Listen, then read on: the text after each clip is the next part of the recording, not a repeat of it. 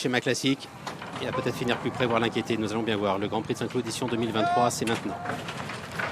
Et c'est parti pour la plus belle course de cette réunion, le Grand Prix de Saint-Cloud, un groupe 1 sur la distance dite classique, sur 2400 mètres avec le leader du grand favori, Malabu Drive qui s'installe en tête. Nous avons Tunes le numéro 4 qui vient en deuxième position, le favori Westover, vainqueur de l'Irish Derby l'été dernier, suit pour le moment son cheval de jeu avec Zagreb qui marque le grandissime favori. C'est pour le moment le numéro 5 Junko qui est en dernière position avec Tunes qui a l'avantage. Malabu Drive qui vient en deuxième position, Westover qui est pour le moment troisième et bien détendu avec Zagreb qui est quatrième et Junko qui est toujours en position de serre-fil. Il y a du train malgré le faible nombre de partants sous la double impulsion du cheval allemand Tunes le numéro 4 et du leader le numéro 2 Malabu Drive avec Westover qui vient troisième, Zagreb qui est en quatrième position et la cinquième et dernière place toujours occupée par le numéro 5 Junko.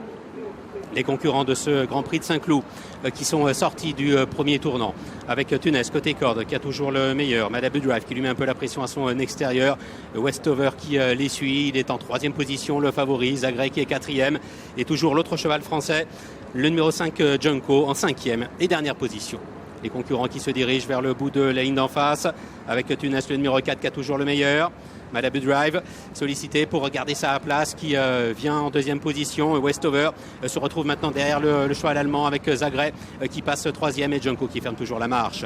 Il n'est plus question du leader avec Westover librement qui vient maintenant à 3/4 de longueur de l'animateur Tunes avec Zagreb qui marque toujours le grand favori Westover. Zagreb qui est en troisième position, Junko qui est passé quatrième.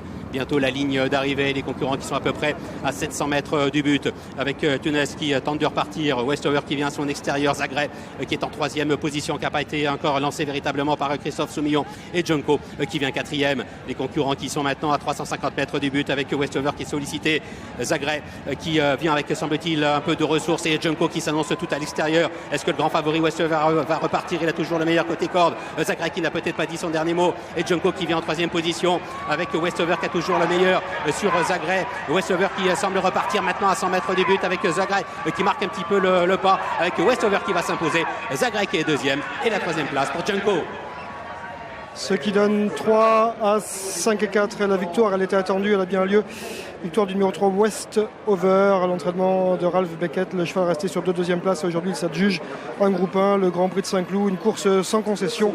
Et même le leader qui passe le poteau à l'instant d'ailleurs a dû s'éjecter de la course très tôt. C'est assez rare de voir un leader qui n'est plus dans le coup au 600 déjà.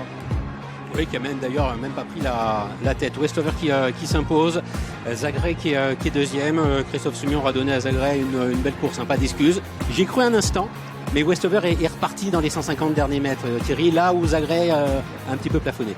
Oui, je pense que Westover a un bon parcours, parce qu'il y a du rythme sur cette épreuve avec l'Allemand Tunes qui a fait beaucoup de rythme. Il a été même un peu plus vite que le leader. Et je pense que Westover a pris l'avantage un peu trop tôt. Et son jockey par la force des choses. Par la force des choses. Et son cheval a peut-être demandé un petit peu à souffler la ligne droite. Et c'est là qu'on a eu l'impression que Zagreb allait voyager vraiment très bien derrière lui, avec l'aide de Christophe Soumillon qui l'a filé au maximum. Et là, Christophe, il bouge pas, Thierry. Et il bouge pas, mais on voit que Westover, il penche un petit peu côté corde. On voit qu'il a demandé à souffler. Il gonfle, à mon avis, là, il gonfle un petit peu les sangles. On a l'impression que Christophe, là, va venir sur une pointe, terrasser Westover. Mais rien en effet. Westover a reparti. On s'aperçoit quand même qu'au passage du poteau, il se détache assez librement. Et il gagne ce Grand Prix de Saint-Cloud de la tête et des épaules. Voilà, il était grand favori avant l'épreuve. Il a gagné aujourd'hui ce Grand Prix de Saint-Cloud d'une manière très intéressante.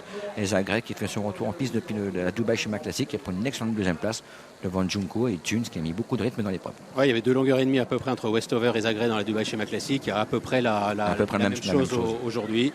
C'est vrai que Zagreb court bien. Il est en progrès. Ce Zagreb, il sera aussi bien, si ce n'est même peut-être un petit peu mieux à l'automne dans des terrains peut-être un petit peu plus souples.